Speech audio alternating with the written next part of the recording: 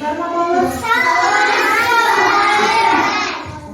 Көңіл күйіңіз қалай? Жақсы, иә?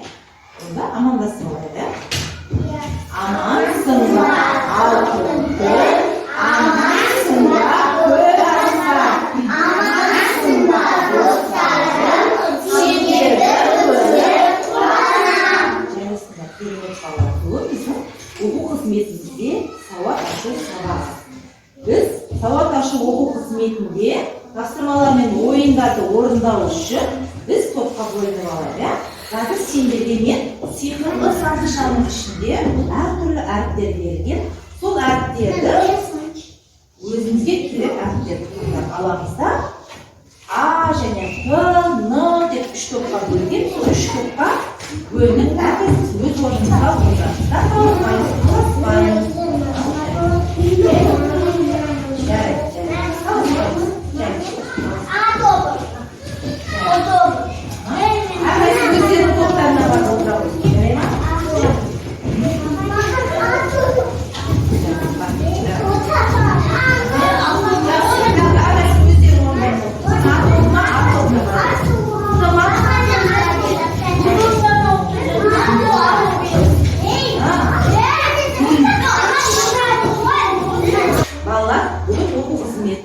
Сауат ашу сабағы.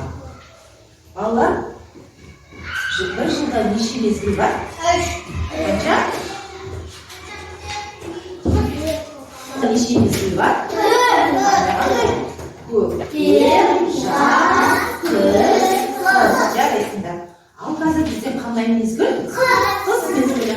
Қыс мезгілінде неше ай бар? Қандай? Желтоқсан, қаңтар, ақпан, иә? Жарайсыңдар. Ал бір аптада неше күн бар? Қандай? Дүйсенбі, сейсенбі, сәрсенбі, бейсенбі, жұма, сенбі, жексенбі. Жарайсыңдар. Ал балалар, бүгін сауат ашу оқу қызметінде бізде жаңа іспен танысамыз. Сауат ашу оқу қызметінде біз нені үйренеміз? Әріптерді үйренеміз, иә? Жарайсыңдар. Қазақ алфавитіндегі неше әріп бар? 42 әріп. Естиміз және айтамыз. Дыбыстар дегеніміз құлаққа естілетін үн, иә? Мысалы біз А, Ә, Б деп айтқан кезде дыбыстар құлағымызға естіледі. Ал әдемі дыбыстар нешеге бөлінеді? Екіге. Қандай? Дауысты дыбыс. Дауыссыз дыбыс. Ал дауысты дыбыстар қалай болады? Дауысты дыбыстар созып айтылады, кедергісіз. Ал дауыссыз дыбыстар ше? Тілімізбен сөйлесіп кедергісіз. Ал енді балалар, біз тақтада бізде қазақтың ұлттық киіз үй тұр. Ол киіз үйде бізде қандай түсте берілген? Қызыл және көк түсте. Ал дауысты дыбыстарды біз қандай түсте белгілейміз? Қызыл және көк. Дауысты дыбыстарды қызыл, дауысты дыбыстарды көк түсте. Ал мен сендерді шақырамын тақтаған Нұрия келе ғой. Мына жерде дыбыстардың бәрі жазылып отыр. Көріп тұр сендерге осы дыбыстарды біз дауысты дыбысты қызыл киіз үйге, дауысты дыбыстарды көк үйге орналастырамыз. Ал бір әріпті А дыбысын ала ғой. Ол қандай дыбыс бізде? Қай жерге орналастырамыз? Киіз үйге орналастырамыз. Қызыл киіз үйге орналастырамыз. Жарайсың. Отыра ғой. Әлихан келе ғой. Әлихан келе ғой. Әлихан. Қ дыбысы. Қандай дыбыс? Қ. Қай жерге орналастырамыз? Жарайсың. Міне. Қ дыбысы дұрыс па бізде? Бізде өте жақсы. Бағым келе ғой. Баг. Қысқа қандай дыбыс бізде? Өте жақсы. Міне бағым өте жақсы. Керемет көрсетті. Енді қарақат келе ғой. Қарақат. О дыбысын алшы сен. Ол қандай дыбыс? Қандай дыбыс? О дыбысы бізде? Дауысты дыбыс екен, иә? Дінмұхамед келе ғой. Ма дыбысы. Қандай бізде? Ма. Дауысты ма, дауыссыз ба? Дауыссыз дыбыс. Батырхан келе ғой. Батырхан келе ғой. Ға дыбысы. Ға дыбысы. Ға дыбысы. Дауысты ма, дауысты дыбыс ба?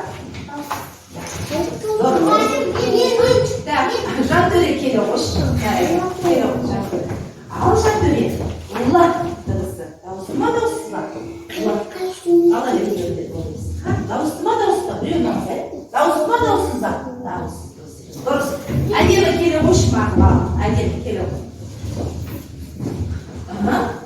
Әдемі келе ғой.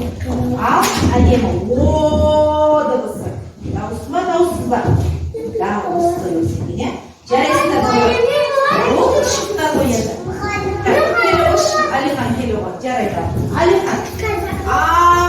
Дыбысы. Қайда дыбысы? Дауысты ма, дауыссыз ба? Дауысты өсене. Жарайды. Ал жарайды. Мұхаммеджан кешім. Р дыбысы. Дауысты ма? Дауыссыз дыбысы ене. Өте жақсы. Сен ғой. Ал ауылға келе ғой. Ауылға. Бұла дыбысы. Не ғой дыбысы? Бұла. Өте жақсы.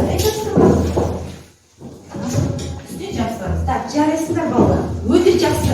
Біз өткен дыбыстардың бәрін өте жақсы меңгерген екенбіз, иә? Ал енді орнымыздан тұрайық. Кішкене сеніп өздерін жасаймыз кәдімгі.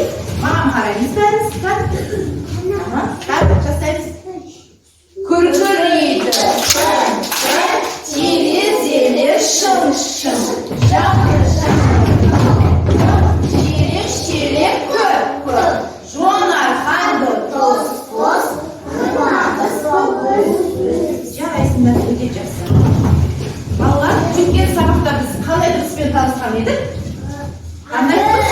Г дыбысы. Г дыбысы бізде дауысты ма, дауыссыз дыбыс па? Дауыссыз дыбыс.